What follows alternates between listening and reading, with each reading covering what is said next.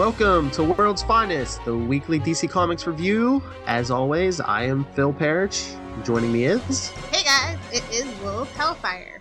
Before we get into it, I just wanted to say I picked up Starfire number 8 from last week. Yes! Well, I got 7 last month. But yeah, I mean, I really liked it. I think the story was good. I mean, I'm always afraid with this new 52 stuff, especially after that kiss at the end of the last issue. They're like, oh, what are they going to do? You know? Ever since then, it just seems like, characters are just sleeping, getting random hookups and they're like, okay, later, babe. But no, they actually kind of dealt with it in a mature way. I know, it shocks me how different Starfire is from Harley Quinn. Same people, completely different outcome. It shocks and amazes me every single month. Maybe they should try to stick to writing good girls, not bad girls. No time soon, cause Suicide Squad.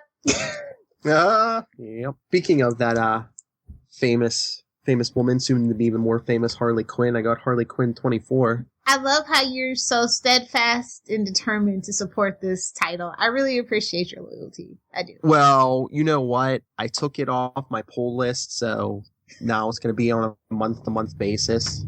But I may have to pick it up next month, just because she's going to spring her friend from Arkham, and guess who's already talking to her friend on the last page of this issue in Arkham? Who?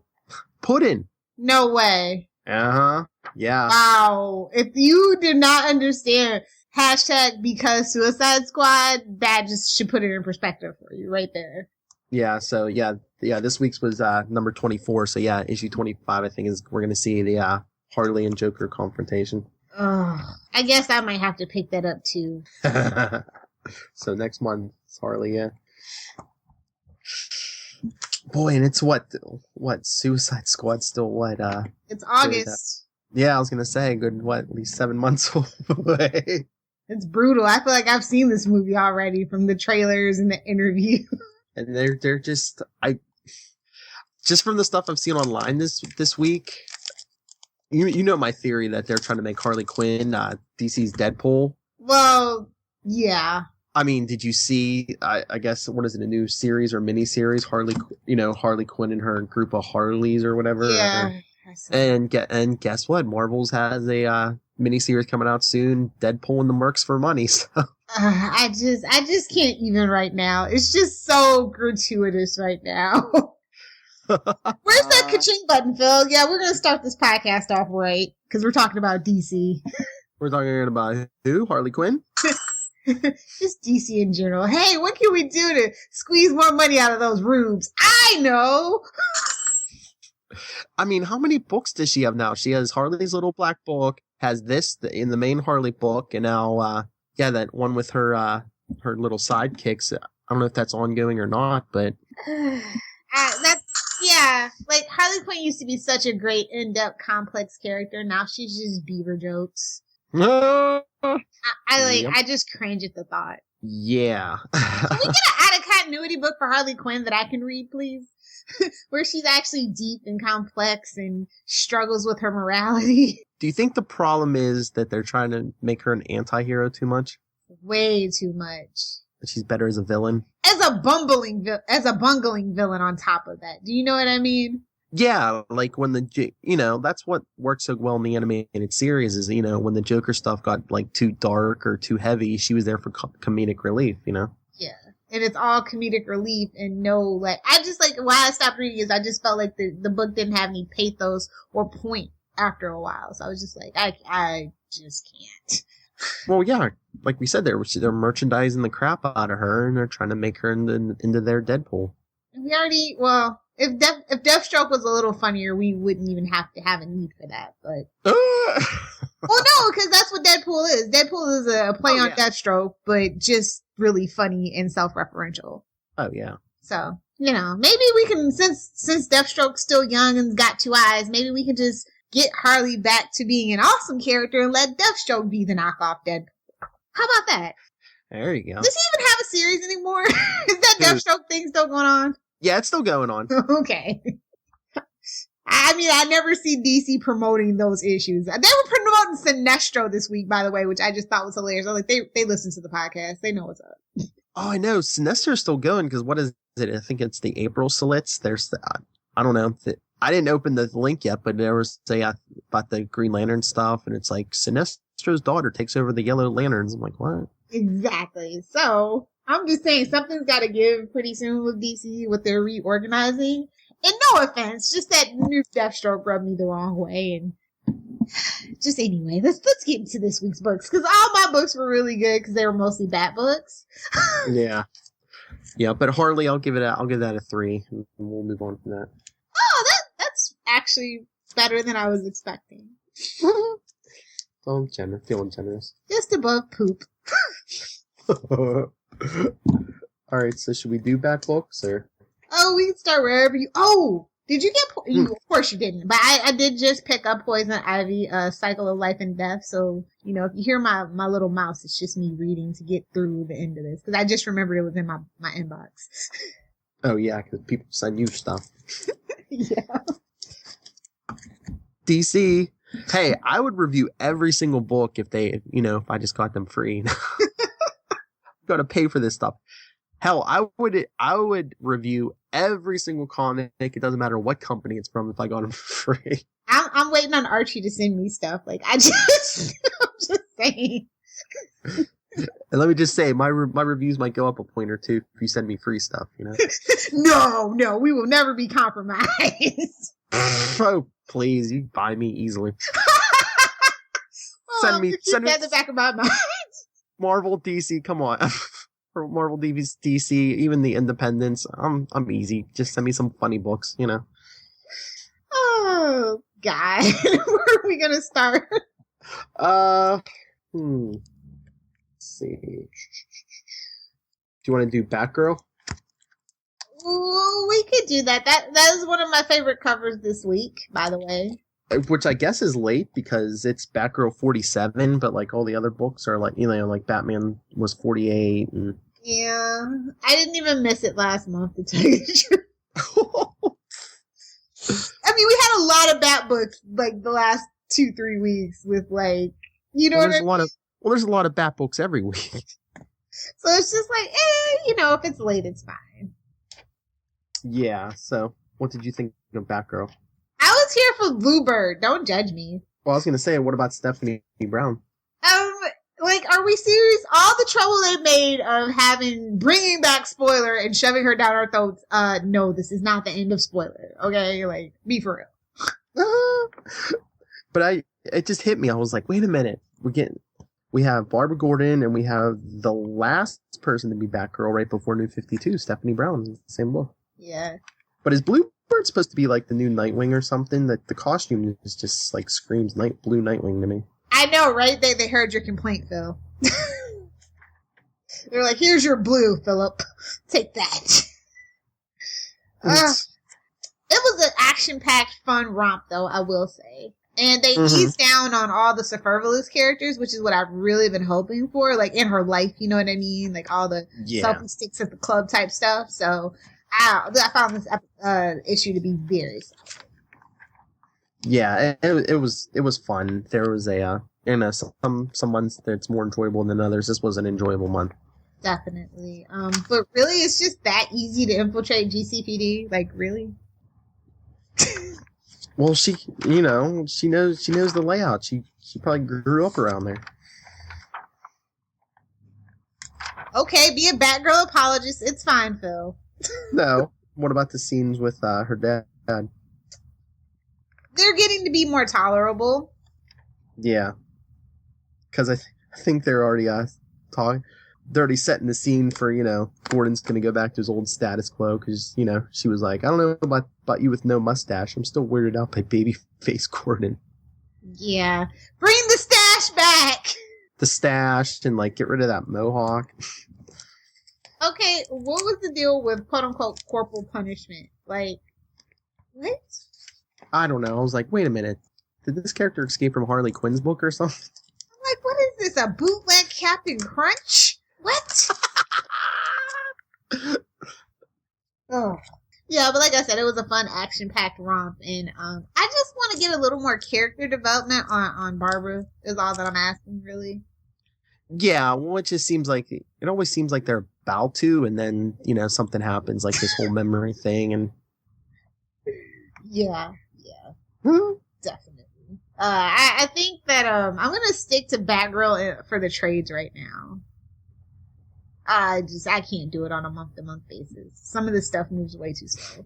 Maybe till like after 50, because are they trading? Are they getting a new team after 50? Even if they are, I think the damage is done. I mean, I know what they've been trying to do to reach out to like a certain demographic, but I think that any Bat book should be universally relatable. Yeah. Is all that I'm saying. Like, it's a little off-putting with how modern it is. Well, I saw something online today where people were, I don't know if it was like younger female fans saying, why do people have to complain about this book that it's a if it's for a certain audience? I'm like, well, shouldn't you be trying to bring everyone in?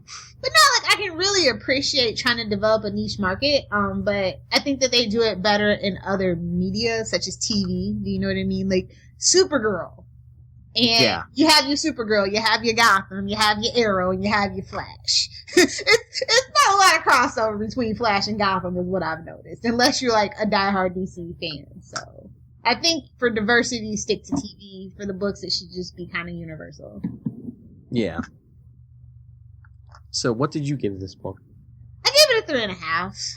Okay. And I will say, like I said again, it was my favorite cover, so there's that. Yeah. What I think I got to agree with that 3.5. Better luck next month.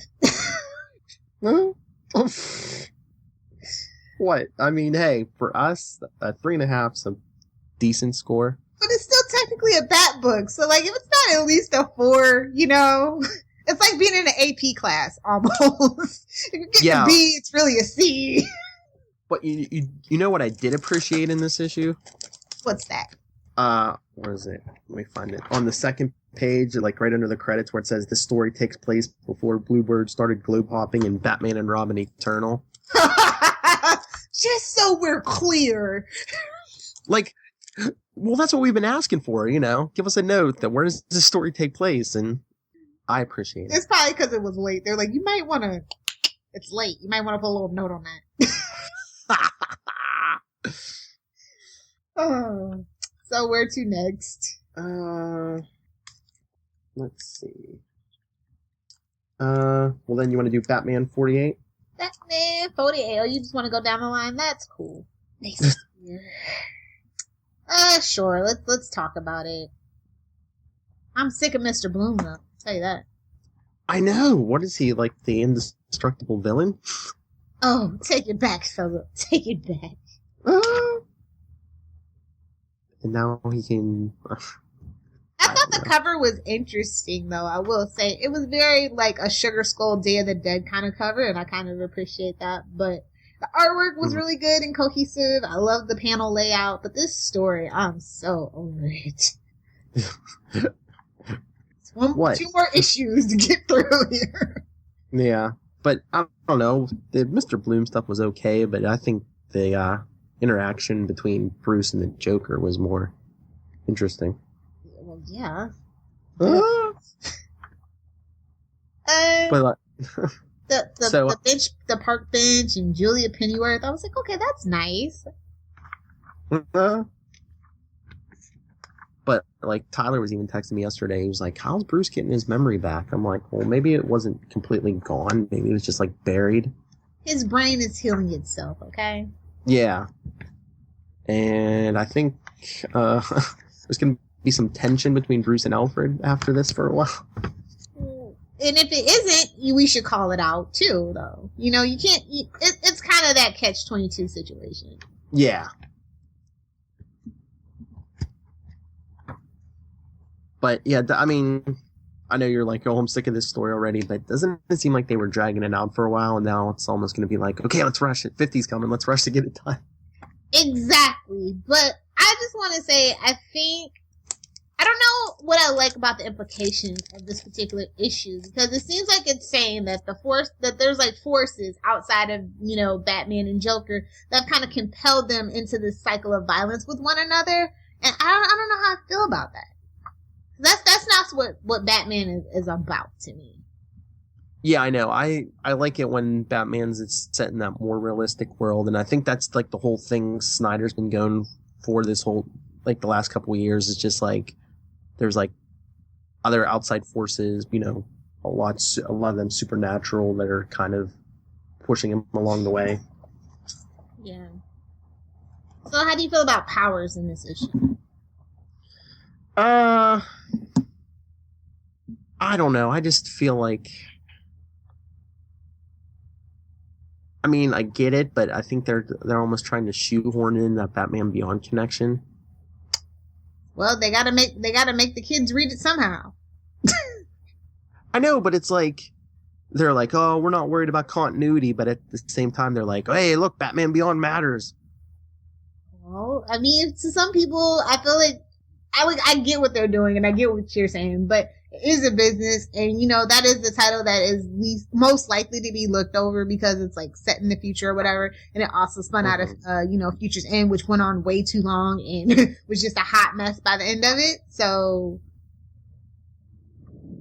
I appreciate the support, I guess, is what I'm saying, because I want that book to yeah, but at the same time, it still has Batman on the on the front of it, and so I'm thinking, you know, even if it's like the lowest selling Bat book, it's probably selling a lot better than some of the DC's other stuff. True. So yeah, super heavy, man, super heavy. They did get political too, right? I was just like, oh, we're gonna talk about cops shooting unarmed civilian black teenagers. Okay, careful again. Now, please. Again, this isn't Green Arrow from the 70s, please. I know, but they were kind of doing that a couple issues back. Remember in that quote unquote Mr. Bloom origin issue? Oh yeah, I know. I'm just saying, like, it's just getting straight up like we believe in diversity, and even though, you know, certain people kind of come across as very conservative and most likely to vote for Trump, I won't name names because I'm not like that. Just saying. Some of the higher ups have that vibe, and so I feel like they're like definitely going out of their way to bend over backwards to not come across that way. Are you saying some of DC's higher ups? Mm-hmm. Well, you do have that inside info. So, you know, I feel like DC has been leaning very conservatively as of late, and Marvel has totally like just not, which is like so surprising. And so it's just like, I feel like now they have to kind of like pander to the liberals, if you will. And there's nothing wrong with that, but like sometimes like it's blatant. It like the feminism that's forced into Supergirl. Like, I'm just saying, the TV show. So, you know, just tell a good story and be passionate, and it'll come through. Just don't shove it down my throat, please. Yeah, it's like, you know, this is, you know, a lot of us read these to escape the real world. We don't need exactly. That's something that I would say, I guess. Yeah. I think I gotta give it a 3.75. Okay. I'm right there with you at a 3.5. I'm just getting storyline fatigue is all. Well, yeah. Well, like that's my whole theory. I mean, DC and Marvel, I think they just write for the trades anymore. Which is a shame. It really ties the writer's hands and, you know, decreases creativity from what I've noticed.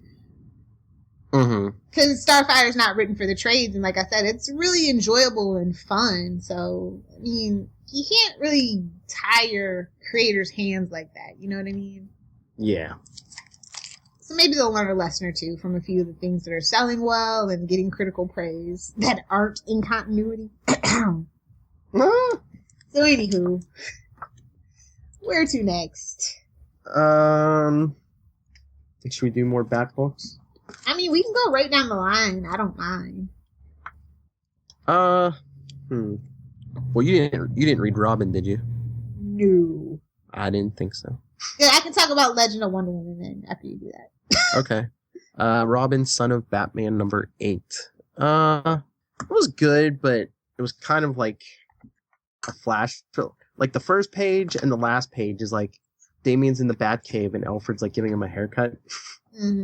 And basically the rest of the issue is Damian it's a flashback, so because Damien's basically telling Alfred about another like untold story about his, him trying to put back a sacred artifact that he stole during that Year of Blood, and basically Damien has to fight like a dark version of himself. Oh. Yeah. He's like, yeah, you're the worst, and he's like, you're me at my worst, arrogant and bloodthirsty. But I mean, there was some good character development. Cause he was like, I can't ignore that side of myself. I have to accept it.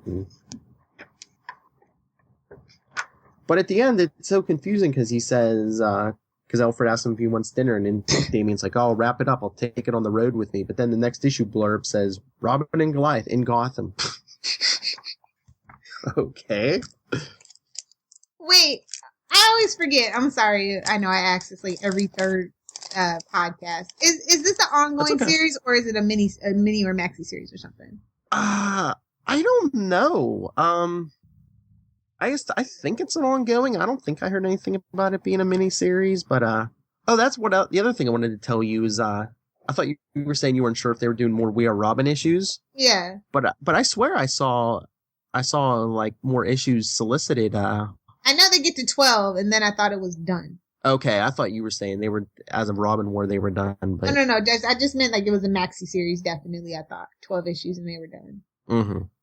But yeah, no, unless I haven't seen it, I haven't heard anything about this being a miniseries. Well, I just feel like it's weird that he just goes on this road trip, and we know that Bruce is going to be back to his usual self, and it's like, I don't know, like maybe the point of it is to mature Damien up a little bit and then bring him back in the fold and then play with that dynamic. I thought that's what I was hoping, because every time I've seen him since he saved that little girl, he just seems like he's getting to be a better character, and I'm really eager to see the interactions between him and Bruce, I guess. Well, maybe that's what they'll do. Maybe when Bruce is back, they'll end this series and give us a Batman and Robin book again. That's what I was thinking. Yeah, I haven't heard anything, but that might be their plan. Yeah, because Damien needed a lot of work, and they've been doing really good with him, so he's welcome to come back home to Gotham, I guess, is what I'm saying. But, yeah, I mean, it was good. I'll give it another 3.5.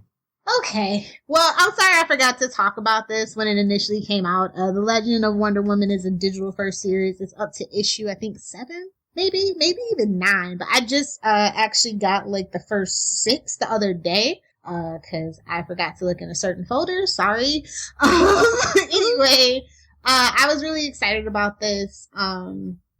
It's kind of like a retelling of her origin story, and it's really good. The artwork's great. Oh my god, little baby Diana, I just want to pinch her face. Oh, this book is so good. This is the Wonder Woman that I know and love and miss so dearly in this post New 52 DCYOU world. Like, this is, I would love for this to be the main book, honestly.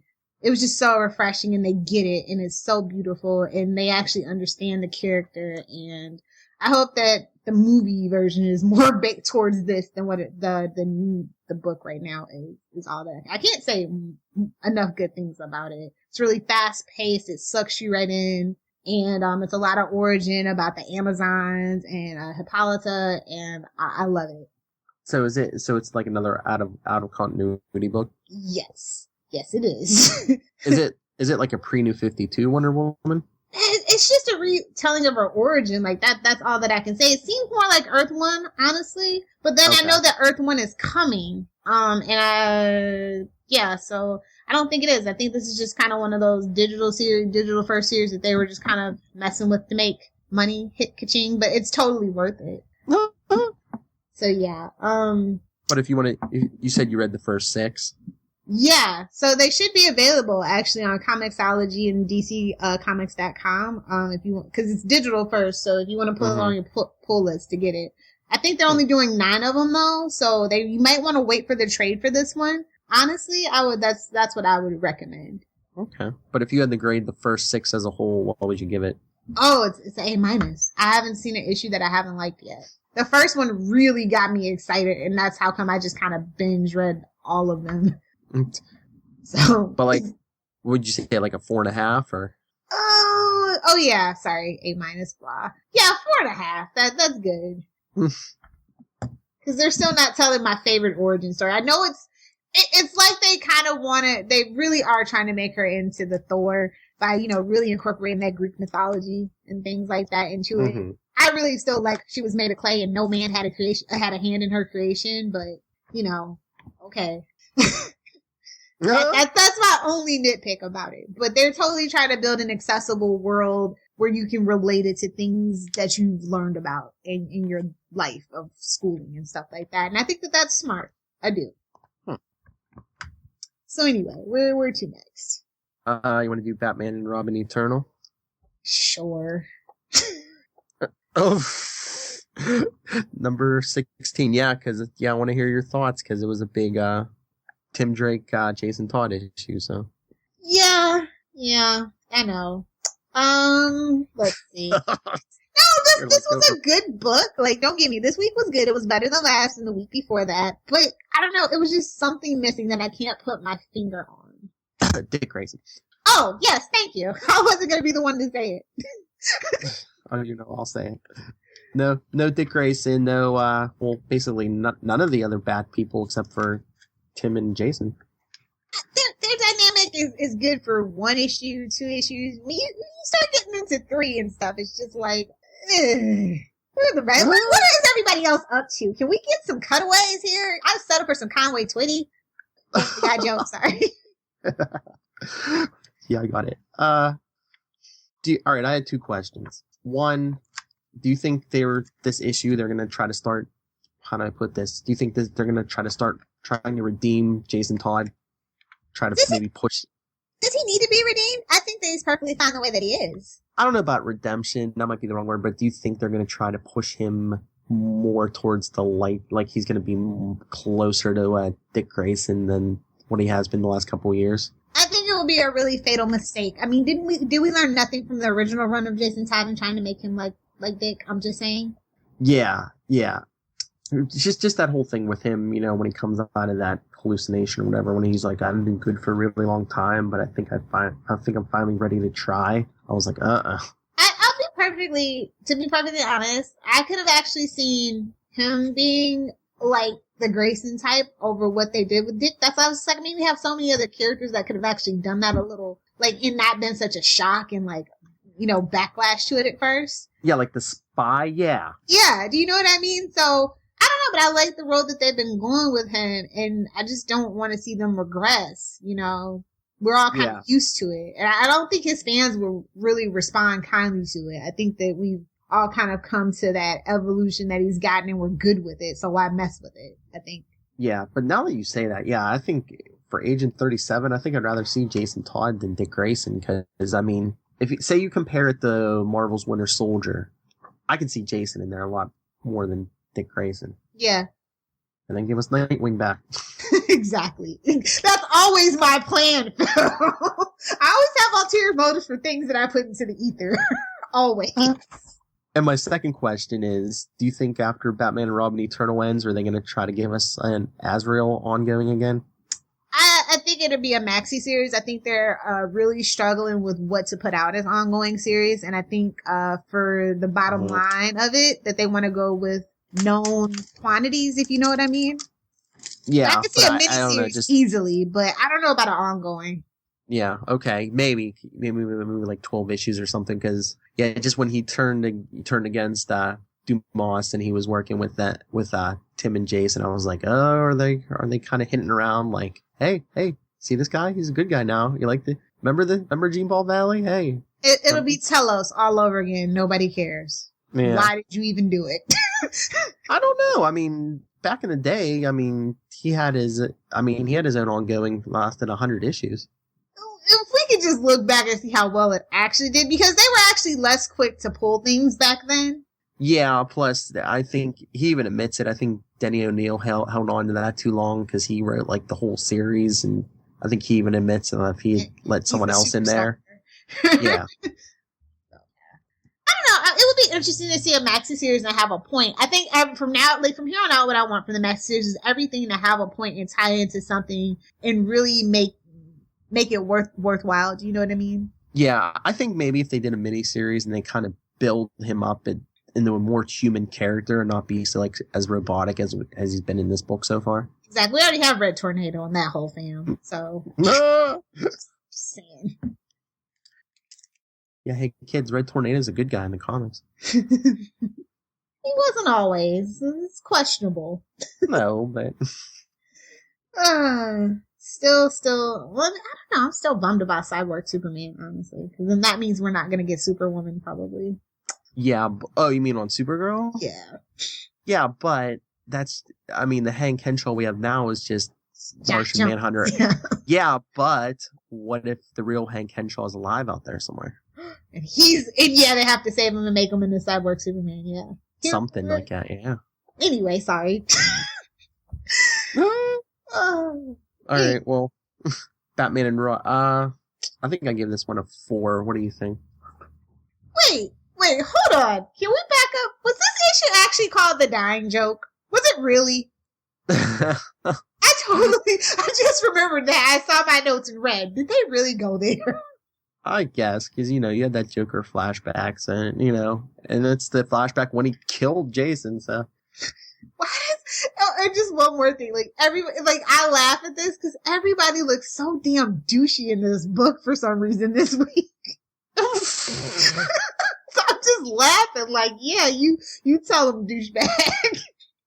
Anyway, I gave this a 3.5. Like I said, it was more enjoyable than the last 2 weeks, but I'm gonna need my dick back, or you know what I mean? I just need it back. Yeah. Cause I'm a nighty night. I'm trying to make that thing happen.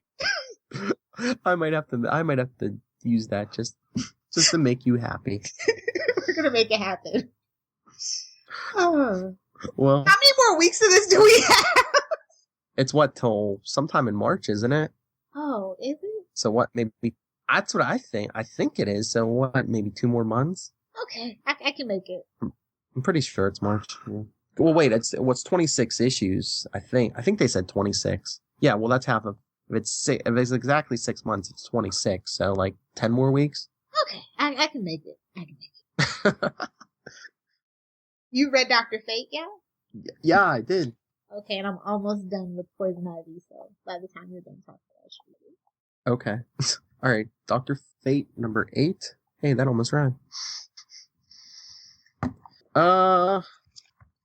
It's like I said, it's getting there. He's actually using his powers without whining every 2 seconds. So, I thought it was interesting. I guess. I don't know if they did this with the old Dr. Fate, but I guess he says Nabu said he could use natural energy, so I guess he can I don't know if steal, but redirect energy for his magic from nature, he was doing weird things with water, and I don't know if that's how they used to do it. I don't think so. I was gonna say, it didn't ring a bell with me. I'm just trying to remember, no, I don't think so. I mean, it was good, but most of this issue was just him the aftermath of his big mystical battle, and he was basically cleaning up. I mean, he saved people from a broken overpass, and at the beginning of the issue, he was rebuilding some old monastery that his mother liked or something. I don't know. But, yeah, then I guess in the end there's some kind of, I don't know if one of his professors is in on some of this mystical conspiracy. It's a case of that going around, I hear. Yeah. But, I mean, I enjoyed it a lot more. Like I said, I think it's a lot better than some of the earlier issues. I mean, I think it's another 3.5 for me. Okay. So, I think that I really, really like Poison Ivy's Cycle of Life and Death. The artwork is stellar. I really feel like Poison Ivy is such an underrated character. I haven't been annoyed that she's in a relationship with Harley Quinn, but I feel like that's all anybody ever talks about when they talk about Poison Ivy anymore. She's also another highly educated, woman who deserves to be more than one-dimensional. And they play up her sexy side, but in a really nice way. She's really trying to get back to basics and get a grip on her life. And it's dealing pretty much with Pamela Isley, you know, and I like that too. So it's really good and I like it so far. And I'm curious about the next issue. It's a lot of pathos. It's very fast paced. So I'll give this a 3.5. Definitely curious to see what they do with the next issue. So yeah, I like this take on her. Well, yeah, I think a lot of the problem lately is I don't think they've done much with her in the New 52. You know, besides the Harley stuff. Yeah, I think they basically just used her as, you know, a generic villain. It's like, you know, come in, die, Batman, and you know, maybe that's why the Harley stuff, you know, rubs us the wrong way sometimes. I think the only characterization they've given her since New 52 is that Harley stuff. Yeah, I think so. And she's never there that long to actually, you know, I like it. Real character. Oh, shout out to Amy Chu. She's the one that wrote it, so I guess we should be congratulating her for not making it into boobs, butts, and beaver jokes. Or an endless supply of botanical puns. So shout out to you, Amy Chu. What do we have left? Well, I have Martian Manhunter and Titans Hunt. You want me to do Martian Manhunter first? Get it out of the way? Yeah. Alright. Martian Manhunter number 8. What number was Titans Hunt, by the way? Number 4. Okay, let me pull that note up. I had 5 up for some reason. But I have a question about that. But, Martian Manhunter 8, basically, John Jones and most of the... What's weird, John's back, but like all those separate personalities are still running around, and most of them are like, I guess they're going to try to save Earth because it looked like they had brought Mars back by killing Earth, but I guess they're both still hanging there, and they're about to collide and kill both worlds. So, wow. Yeah, I don't know, and they're still playing up this whole John's like a genetically modified. I guess he was a real Martian, but now he's like a genetically modified weapon. So, wait, didn't they do that already? What, before this series? Yeah. I don't know, but that just makes me sad because I mean, if he did have a family previously, they really don't tell you that. Oh, well, here's hoping that Hank Henshaw's Supergirl is a lot what we really want from Martian Manhunter. Yeah. You think they're gonna like do a soft reboot on some of these characters, especially like if the TV and maybe some of the movies give them like our better versions, you know, like Martian Manhunter and. Absolutely, I definitely think they will because it makes sense. Maybe it will make more money, and that's what it's about. Yeah, and I mean maybe if Harley's better in Suicide Squad, maybe they'll go with that version. That version seems to be based on an awful lot of Amanda and Jimmy's stuff, though. And Arkham Assault, Batman Assault. Yeah, I know, but... So, and they're both equally terrible, in my personal opinion, compared to the original identity of Harley Quinn. Yeah. Like, let's just take some inspiration from Batman the Animated Series. Tim Bruce is a genius. Yeah, he's a genius. So... Anyway. Titans Hunt. Hold on. Martian Manhunter. I give it a 3. Poor baby. I just looks like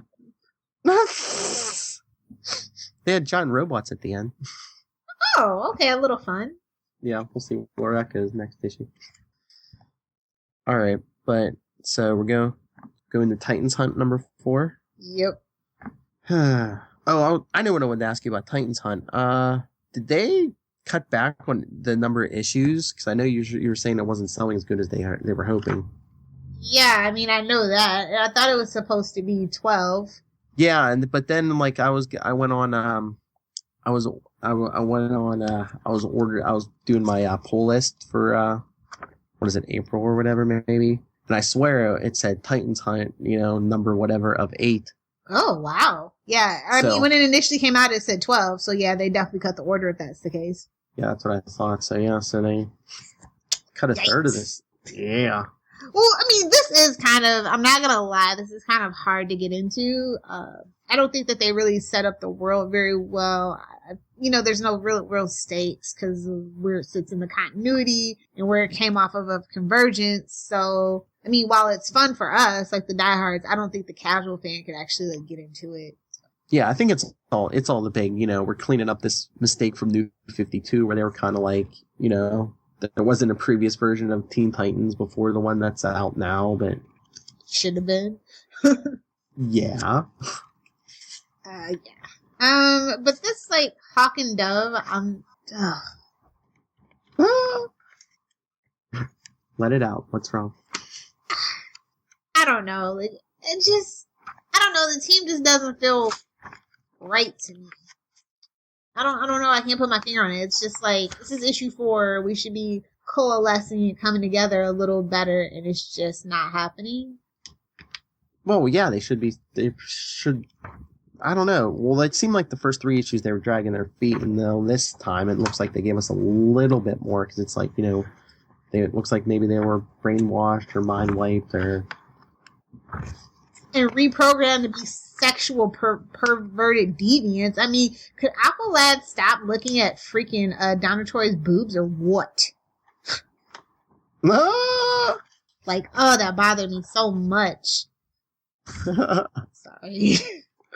The panels were a mess too. I'm sorry. Like, what was that? Nah! Like, really? Just a mess. And that last sequence, and at the end of the issue, don't be toying with me, DC. Yeah. Give it to me or don't, I think they're going to give it to us because, why the hell not? Yeah. At this point, what do they have to lose at this point? Well, I mean, make it permanent or not, but just, because they kind of teased us with that in Robin War too, but it's like, So, I'm still scratching my head, like, what dark secret unites them? Like, why are we playing that thing up? Did they hurt someone? It's just the story so far. I mean, again, we still haven't gotten any concrete answers, but it just seems like, okay, they were fighting some enemy and he brainwashed, he mind wiped them.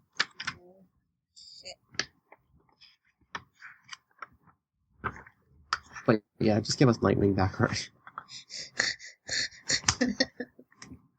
But it's just like he's like, okay, let's give him paint, he's expecting a mask. I'm like, okay, well, what's the point of the mask? Everyone knows who you are.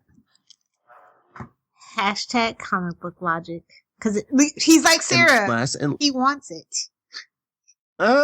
Unless they're fighting. I guess the villain is some kind of mind wiper.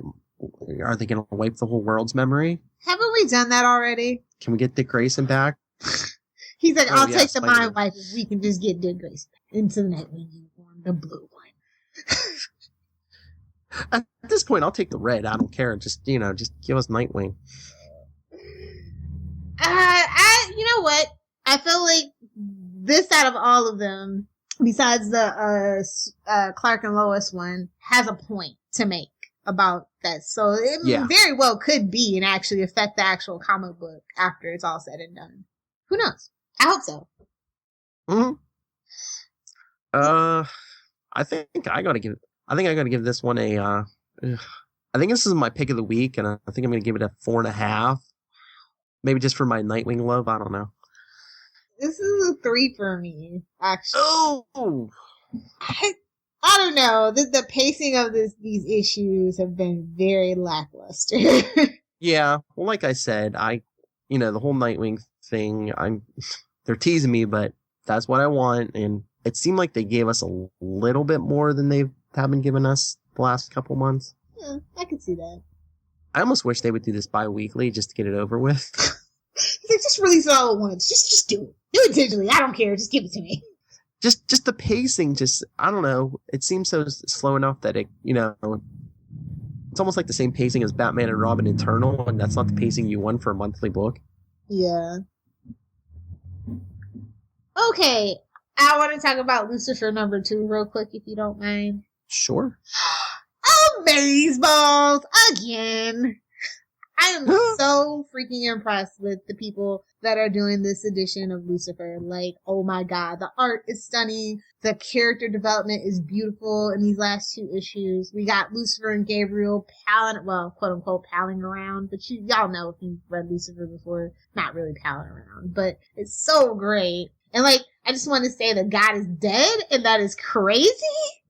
So yeah, it's just like, it's like a buddy comedy dramedy, like True Detective meets the Sandman, American Gods that's getting ready to be on Stars. Like, it is just bananas. It's everything that I could have ever wanted. I'm really enjoying this story. So good. This is my pick of the week, obviously. It's 5 hands down. Too bad the show's nothing like this. But the show's still good if you like procedurals, just saying. Gotta throw that in there. So yeah, if you might like this, actually. If you like Constantine, you'll love Lucifer, is pretty much how that goes. Yeah, I might have to give this a try. I saw it on the stand in the store, and I was thinking, I was tempted, so. Come to the dark side. Don't say dark side, we get enough of that. Oh, my fault, yes. So, what do we have left? That was it for me. Do you have anything else? I don't really want to talk about Wonder Woman. She disappointed me again. The main book, so. Well, I figured that was going to happen when you said you were going to give it a try again. I'm like, what? Before 50? I don't want to be lost when 50 happens, but now I'm just going to take my chances. Like, I got to page 4, and I'm just like, nope. So, yeah. Page 4. I think that's the shortest amount of time I've ever given a book. I'm like, no. So, yeah, I guess we're done. Yeah, but I did my homework. I was looking at what comes out next week. Next week looks like a good week. Black Canary's out. Grayson's out. Isn't Black Canary late? It might be, because it's number 7, and everything else was like, no, like, I think this month is like issue 8. So I think that, yeah, so Batgirl and Black Canary are late, I guess. That's a disturbing trend, wouldn't you say? Yes. But yeah, Black Canary, Grayson, and Lois and Clark are all out next week. And Lois and Clark is late too, actually. Is it? I think so. Well, from the initial release date anyway. Well, I think this month and last month it was late because Superman's out next week too, and those two weren't releasing on the same week, and I think last month and this month they are. So. For good reason. Nobody wants to be compared to... No, Poop doesn't want to be compared to a diamond. You know what I mean? Well, that's what I was thinking. I'm like, that's a really bad move to put out Lois and Clark and the main Superman book in the same week, because... yeah, you'd be Superman tempted not 48, to buy yeah, is going to look like crap in comparison. Yeah. Well, all right. Well, is that it then? Si, senor. All right. Well, all right, people. I really want to know, if you're liking some of this stuff that, we're not enjoying, tell us why. Email us, worldsfinestpod@gmail.com. On Facebook, we're World's Finest Podcast. And on Twitter, we're @worldsfinestpod. And Lilith, what are the many, many ways people can find you? Well, if you are in the market for a podcast about DC Nation news and, the overall TV universe roundup, please be sure to check out Channel 52, which is available right here on the Southgate Media Group's network of podcasts. You can find me on Twitter, at Lilith Hellfire. You can find me on Tumblr. It's lilithhellfire.tumblr.com. It has currently been overtaken by DC Legends of Tomorrow. Sorry. I actually ended up liking the show, so, you can expect that in the next couple of days. And then you can also find my writings on either lilithhellfire.com or popculturepostmortem.com. And don't you do a Constantine podcast? Yes, we do a Constantine podcast. It's called Newcastle Crew, and then in little parentheses 2.0, it is a relaunch. We cover all things Constantine. Right now we are in the throes of the Saga of the Swamp Thing, Rites of Spring story arc. Oh no. American Gothic arc, which is the beginning where Constantine first shows up, and it leads us into Crisis on Infinite Earths. Good old days. Newcastle Crew, now with 100% more Phil Parrish. It makes everything better, Phil. Wow. Thank you. And as for me, you can find me on Twitter at NightwingPDP, and you can email me nightwingpdp@gmail.com if you want to talk to me about anything DC or Marvel, whether it's comics, TV, movies, whatever. So is that it, ma'am? Yes, sir. All right, everyone, come back next week.